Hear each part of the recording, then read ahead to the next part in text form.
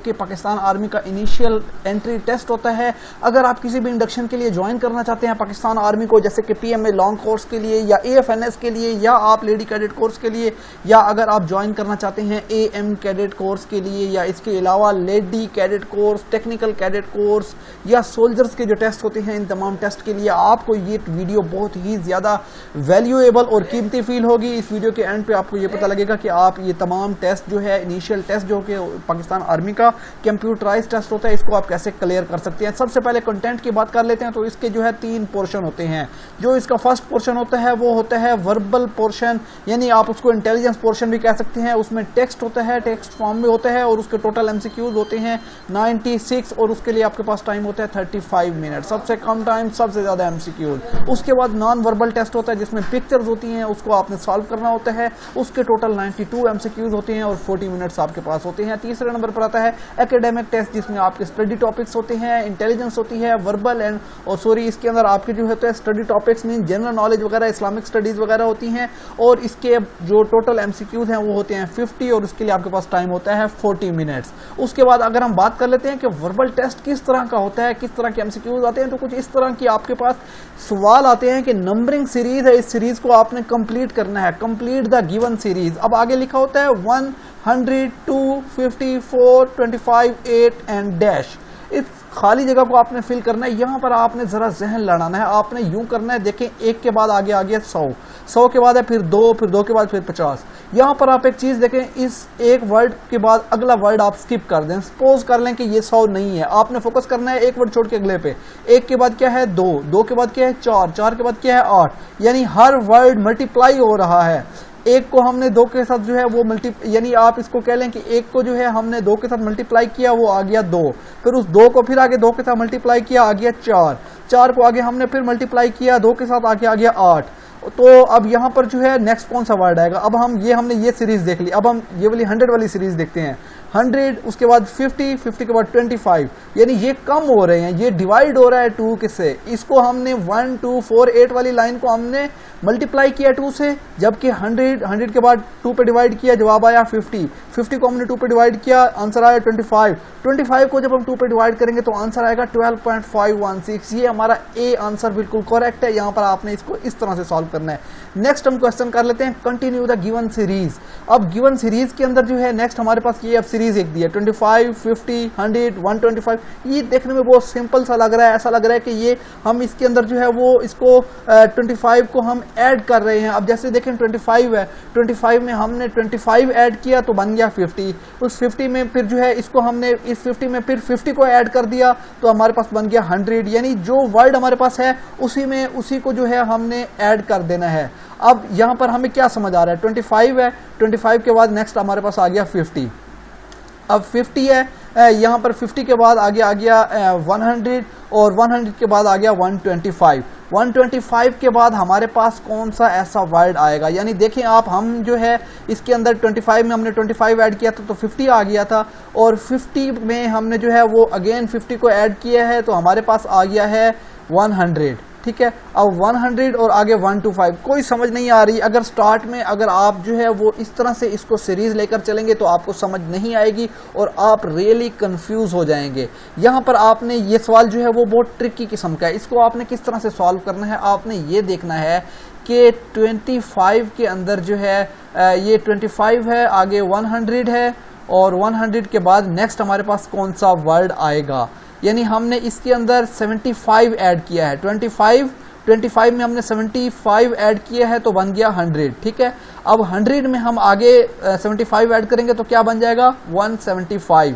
तो ये हमारा 175 करेक्ट आंसर होगा। अगर आपको समझ नहीं आई मैं दोबारा समझा देता हूँ। 25 है, 25 में हमने 75 ऐड किया तो बन गया 100। इस 100 में फिर 75 ऐड करेंगे तो बन जाएगा 175। इसी तरह अगर हम बात कर लें इसकी 50 की, तो 50 में हमने 75 ऐड किया तो हमारे पास बन गया 125, यानी कि हमने हर वर्ड में 75 ऐड करना है तो हमारे पास आंसर करेक्ट आएगा 175। इसके बाद हम नेक्स्ट बात कर लेते हैं कंप्लीट द सीरीज। अब कंप्लीट द सीरीज, ये हमारे पास एक सीरीज है 7, 3, 14, 6, 21, 9 एंड डैश। इसको हमने फिल करना है। यहाँ पर हम देख लेते हैं कि ये 7, 14, ये हम 3 और 6 और 9 की लाइन को छोड़ देते हैं। सपोज एक वर्ड छोड़ के अगले पे फोकस करना है। 7 को मल्टीप्लाई किया 2 के साथ 14 आ गया, 14 जो है इसको हमने फिर ये जो है ये 7 का जो है ये वो चल रहा है, यानी कि आपने 7 का पहाड़ा चलना है। 7 14 उसके बाद 21 में फिर हमने 7 जमा करना है तो क्या आ जाएगा 28 आ जाएगा। यानी हम इसको ऐड करते जाएंगे। 7 में जो है 7 ऐड किया 14, फिर 7 ऐड किया 21 में फिर 7 ऐड किया, तो हमारा करेक्ट आंसर इज 28। इसी तरह आप देख लें 3 है, 3 में 3 को ऐड किया 6 आ गया, 6 में फिर 3 को ऐड किया 9 आ गया। सपोज अगर इससे अगला वर्ड होता तो वो 12 होता, लेकिन यहाँ पर 12 नहीं है, यहाँ पर चूंकि हमने 21 वाली सीरीज को देखना है तो खाली जगह पर 21 के बाद आएगा 28, ये हमारा करेक्ट आंसर है। उसके बाद नेक्स्ट हम बात कर लेते हैं वर्बल इंटेलिजेंस में एक और किस्म के सवाल होते हैं जिसको जो है इस तरह से सॉल्व करते हैं कि camera is to photographer as dash is to soldier. यहाँ पर हमने सिमिलर वर्ड देखना है। कैमरा जो है वो फोटोग्राफर से रिलेटेड है, सोल्जर से रिलेटेड क्या चीज हो सकती है? लेंस हो सकता है, नो। फोटो हो सकता है, no. Gun, yes. Enemy, yes, लेकिन एनिमी का सोल्जर के साथ इस तरह से ताल्लुक नहीं है जैसे कैमरे का फोटोग्राफर के साथ है, लेकिन यहाँ पर जो है सोल्जर के लिए एक्यूरेट वर्ड गन है, सो हमारा करेक्ट आंसर गन है। Shoe is to foot, helmet is to, आप देखिए फूड के लिए क्या है? शू है। हेलमेट जो है वो किसके लिए हम यूज करेंगे? Back, no. हेड, जी बिल्कुल, हेड इसका करेक्ट आंसर है। स्टील भी नहीं हो सकता, बेसबॉल भी नहीं हो सकता, तो इसको आपने जो है इस तरह से सॉल्व करना है। इसके बाद वर्बल इंटेलिजेंस में एक और किस्म के सवाल हैं। इफ 1800 o'clock इज 6 o'clock, ठीक है, यानी कि एक उन्होंने एक लिमिट दी है कि 1800 जो है अगर हम इसको काउंट कर लें कि ये 6 o'clock है तो 1400 जो है 1400 ये क्या होगा? तो 1400 अब आपने यहाँ से आपने चेक करना है कि आपने जाना है 12 बजे तक, यानी कि 12 तक। 12 के बाद आगे आ जाएगा 13 को आप ले लेंगे कि वो है जो 13 है, 1300 जो है वो है 1, यानी 1300 का मतलब है 1 बज गई है।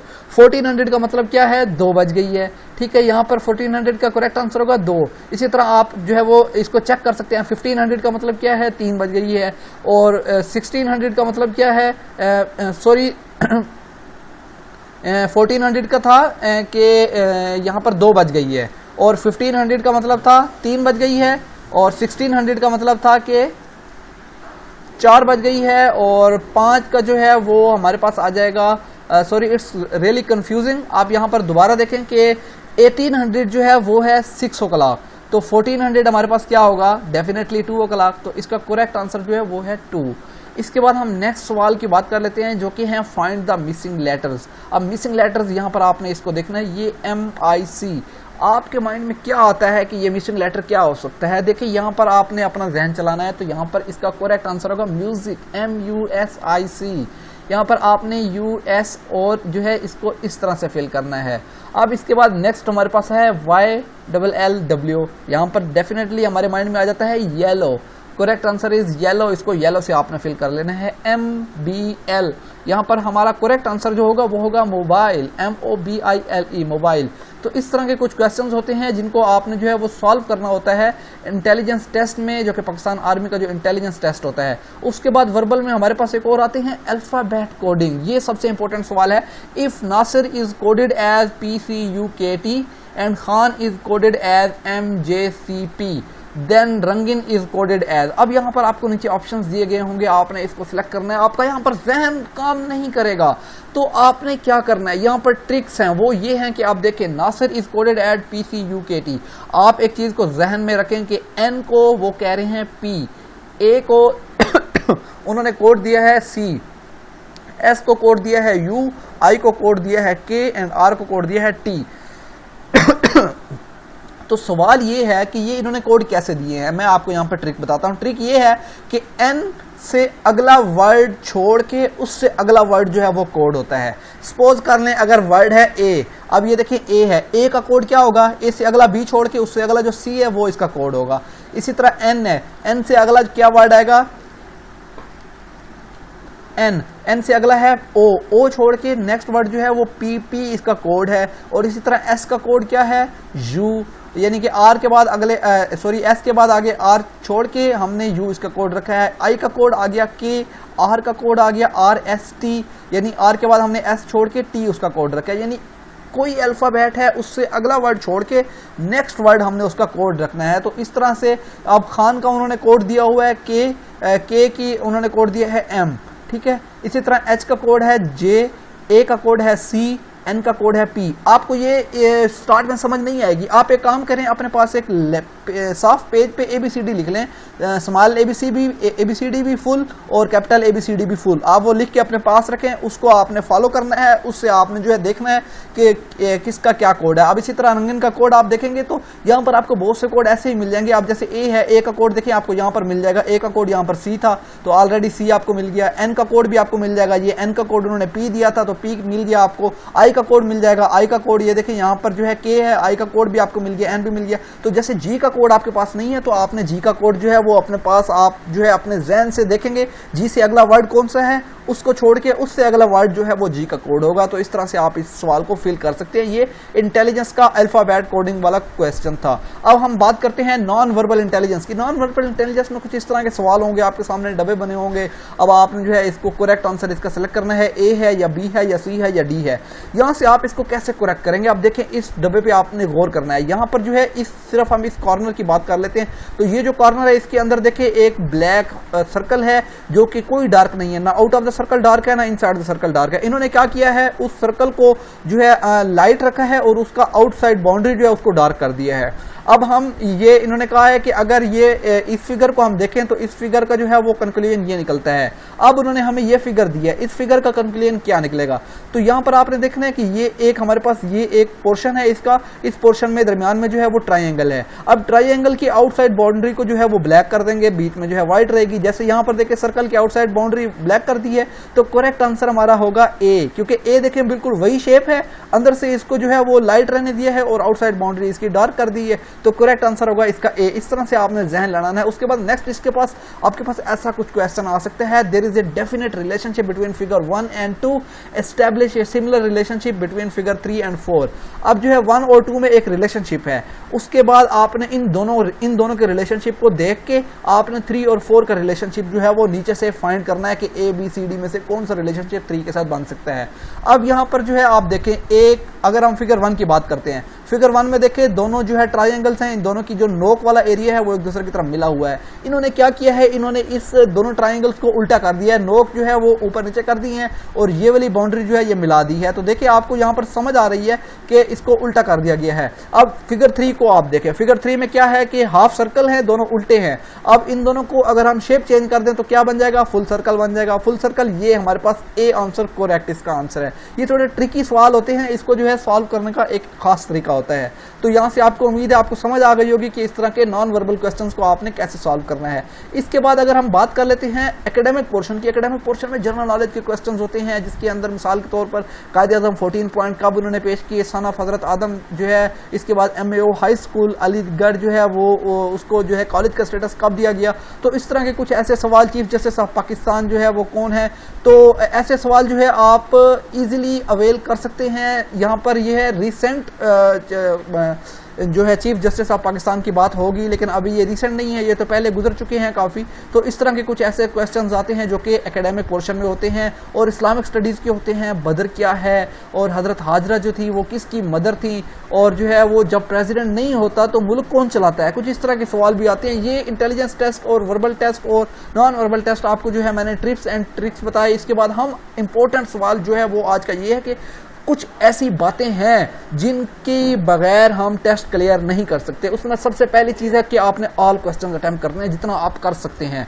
उसके बाद कुछ सवाल ऐसे होते हैं जो आपका वक्त ज़ाया करने के लिए दिए जाते हैं। अब यहाँ पर ये होता है कि आपने टोटल जो आपको मैंने स्टार्ट पे क्वेश्चंस बताए थे, वो क्वेश्चन जो थे उन क्वेश्चंस की अगर आप उसमें से हाफ भी अटेम्प्ट कर लेते हैं तो आपका टेस्ट पास हो जाता है। ठीक है, यहाँ पर आपने एक चीज़ ध्यान में रखनी है।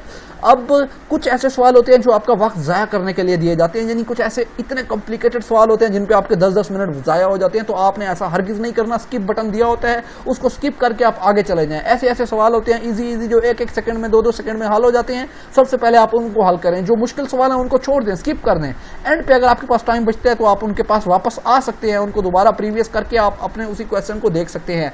टाइम मैनेजमेंट सबसे इंपॉर्टेंट है। जैसे कि मैंने बताया है कि आपको कुछ सवाल ऐसे होते हैं जो आपका वक्त ज़ाया करने के लिए दिए जाते हैं, जो कि बहुत मुश्किल होते हैं, इजीली हल नहीं होते, आपका वक्त ज़ाया होता है क्योंकि आपके पास टाइम बहुत कम होता है। ऑलरेडी मैं आपको बता चुका हूं, टाइम मैनेजमेंट आपके लिए बहुत इंपॉर्टेंट है, बहुत लाजमी है। इसका जो है आपने खास ख्याल रखना है। अपना ख्याल रखिएगा। Thank you so much. ये वीडियो देखने के लिए अपने दोस्तों के साथ जरूर शेयर कीजिएगा इसको। अल्लाह हाफिज़।